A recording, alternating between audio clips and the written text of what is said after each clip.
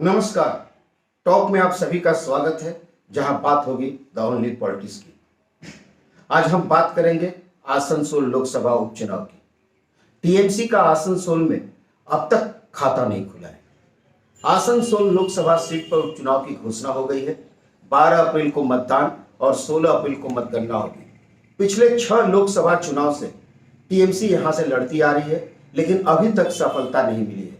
इस दफे आसनसोल लोकसभा सीट को हासिल करने के लिए टीएमसी शायद ही कोई कसर नहीं छोड़ेगी।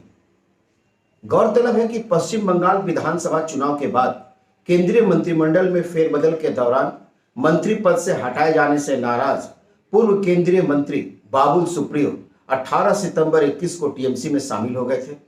महीने भर बाद 19 अक्टूबर 21 को लोकसभा अध्यक्ष ओम बिरला से मिलकर आसनसोल लोकसभा के सांसद पद से इस्तीफा भी सौंप दिया था। तब से यह सीट रिक्त थी। आसनसोल लोकसभा सीट पर अब तक हुए 17 चुनाव में 10 बार वामफ्रंट, 4 बार कांग्रेस, 1 बार संयुक्त सोशलिस्ट पार्टी और 2 बार भाजपा जीत हासिल कर चुकी है। कांग्रेस यहां से 1957, 1962, 1980 और 84 में जीत हासिल की थी।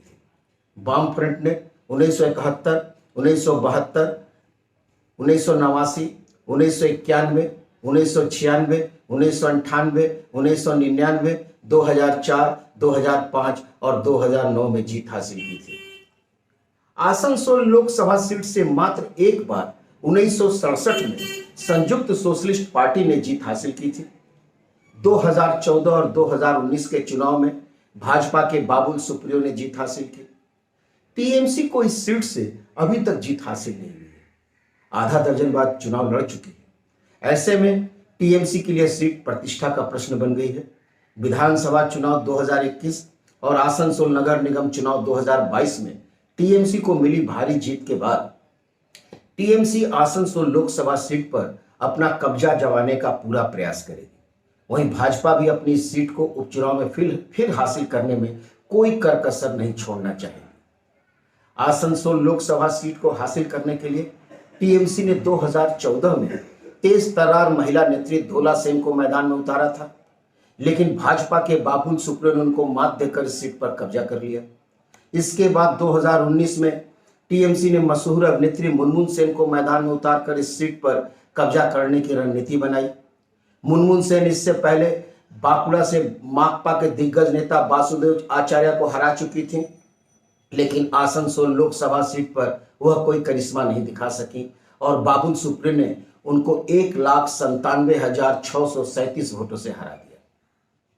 बहरहाल आसनसोल कोलकाता के बाद पश्चिम बंगाल का दूसरा बड़ा शहर है। आसनसोल लोकसभा सीट पर पहले कांग्रेस और फिर बाद में सीपीएम का कब्जा रहा है, लेकिन 2014 में यहाँ के राजनीतिक समीकरण पूरी तरह बदल गए। मोदी युग में हुए दोनों चुनाव में आसनसोल से बीजेपी विजयी रही है। अब टीएमसी आसनसोल से किसी नेता पर दांव लगाएगी या फिर किसी बाहरी को मैदान में उतारेगी, यह वक्त ही बताएगा। दूसरी तरफ जहां तक भाजपा का सवाल है, आसनसोल के पूर्व मेयर व टीएमसी से भाजपा में शामिल हुए जितेंद्र तिवारी के ही उम्मीदवार बनाए जाने की पूरी संभावना है।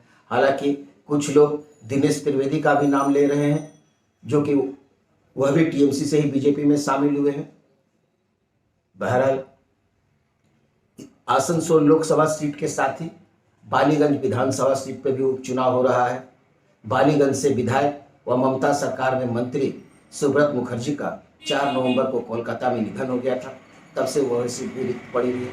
हालांकि हाल ही में एक और मंत्री साधन पांडे का भी निधन हो गया है, लेकिन उनके सीट पर अभी तक उपचुनाव की घोषणा नहीं हुई है।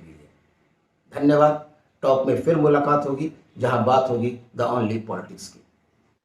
क्या आपके कंप्यूटर, लैपटॉप, सीसीटीवी कैमरा में किसी भी तरह का परेशानी है या आप उनको अपडेट करना चाहते हैं? किसी भी ब्रांड के किसी भी तरह का प्रॉब्लम के लिए आप हमें संपर्क करें। प्रेम इन्फोटेक 8981109162।